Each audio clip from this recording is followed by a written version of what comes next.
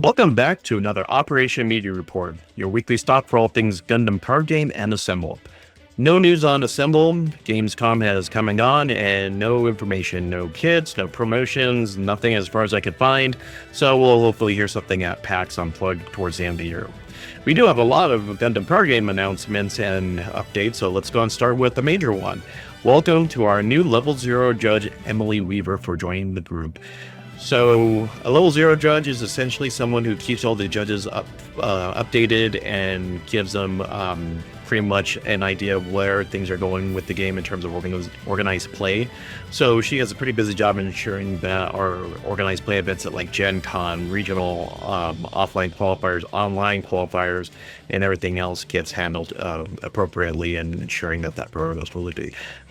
They'll have a very busy job, but I'm sure they're up to it. They've been participating with Bandai for over 2 years, and they've been the head judge over at Gen Con this year, so I'm sure they're going to be ready to dig right in and help us get organized for year one.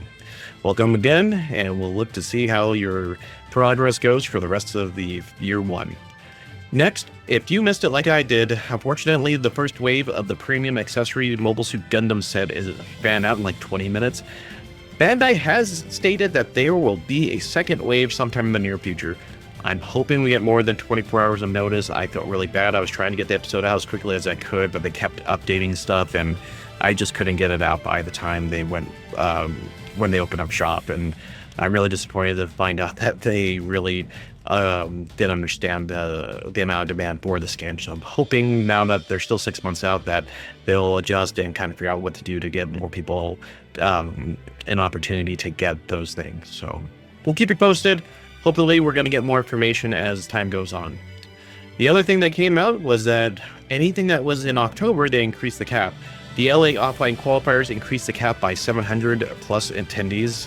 Those folks who were on the wait list got first grabs, and hopefully a lot of those folks did get an opportunity to get in there and hopefully qualify for Worlds. So congrats to all of you guys who were stuck it out on the wait list and now have an opportunity to play at the World qualifiers. Bandai also put out Link Station 10. This one's a little bit more unique. It wasn't just a fun game. They actually got together with some of the developers to put together a list of commonly asked questions. So there were going to be no real question of the week. I think they did a fantastic job answering some of the big ones, like, you know, who gets to resolve simultaneous actions, to what happens when you have two different modifiers for your attack power and things like that. So give it a go. It's all in Japanese, but there is English closed captioning, so you can go ahead and read along. Japan also increased attendance for more events due to overwhelming interest. So they're doing more things like first combats and things like that, and they're giving people an opportunity to get in on the action since they underestimate how popular this game was. So hopefully they'll do more for us there in the US because of the demand here in Europe. And man, I've been seeing this game take over in places like China and New Zealand and Australia. So hopefully they'll just keep riding that wave and keep adding events to give us more chances to get more stuff for this game. We'll have a video on some of this stuff later on. Let's jump into new cards.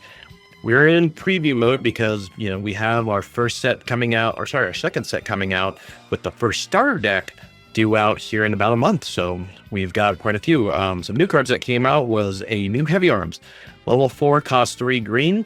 Deploy, look at the top card of your deck, return it to the top or bottom of your deck. 3 strength, 4 health. Links with any Operation Meteor trait, which means Troa is not the only pilot for this. You can pilot it with Hiro or Duo. If you're running the Capture in your wing deck, all those guys can link with it, and it's not a bad trade with that.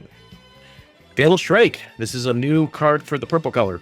Level 4, cost 2. First, choose one enemy unit and deal 1 damage to it. But here's the big one. Main, choose one enemy unit that's level 3 or lower and destroy it.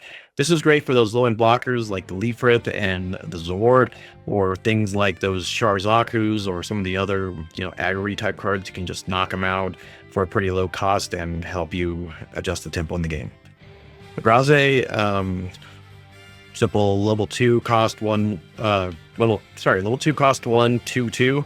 It's just standard level 1. We see that with like the gym and a few other cards as well. The Zaku 3, red, level 3 cost 2, links with any Neo Zeon attribute. It's a 4-1, so just get one if you're going to try to pilot those Neo Zealand decks. Full Frontal pairs with it pretty well and can give you some extra boost in the middle of the game. The Buster Gundam, level 4, cost 3 white. Triple Alliance with a Coordinator Link trait. If it has it has 4 strength at 3 health, but when this unit has 5 or more AP, it gains blocker.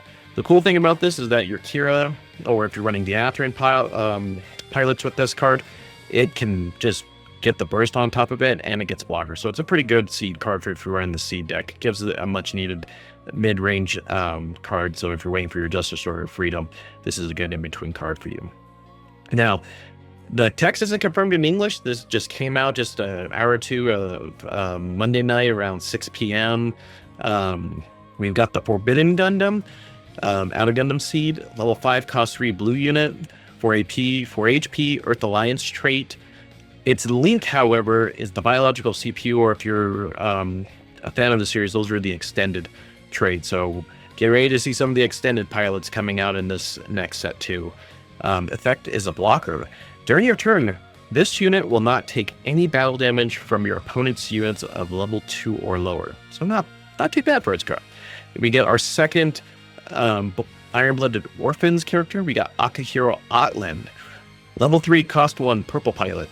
Plus 1 AP, plus 1 HP, has the Tekkanen trait and the Alana Vinyana trait. So get ready for those guys.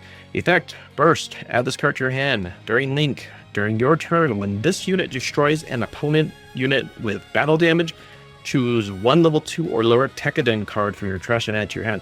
So some recursion from the discard. That's going to be nice. Then Gundam Rabake, it's a level 4, cost 3 purple unit, 3 AP, 4 HP, Tekkanen trait, Gundam frame trait, link with Akihiro. Effect, choose 1 enemy with 4 or less and rest it. So it takes someone down with him in the effect that, you get to rest a pretty potent card. On a non-Bandai front, we are starting to see product over the weekend that popped up at Walmart and Target in various locations in the U.S., mostly the Midwest. There's Strickling stuff. I've heard people down in Arizona getting product at a Target. You might want to check Barnes & Nobles in your area. They're not really advertising it. We're just only looking at the blister packs. No starter decks as of yet, but still, if you're looking for product, it's not a bad idea to take a look around your local Walmarts, and usually on the Tuesdays or Fridays is when you see the restock. So you may want to look at your local TCG pile. They probably have anywhere between, people were saying, 20 to 40 booster packs, so keep looking. A big event that happened over the weekend is Singapore had its first combat event. They had over 178 players, with the blue-red ping deck winning it. I've attached a video with a vlog that one of the content creators over there have done, kind of giving a heads up of how big the event was, interview with some of the players, and it was pretty good. I would recommend watching. You can kind of see how people are approaching the game in other countries. Speaking of traveling groups, I attended the Mobile Base Tour here in Colorado. They had a full-on trailer that had gunpla that could be bought. They have the little dispensers that you can get the stuff in. They handed out a entry-level gunpla for the RX-78. I mean, I even got the ability to join the Learn to Play event to get my Relina and Hito Yui resource and extra resource cards.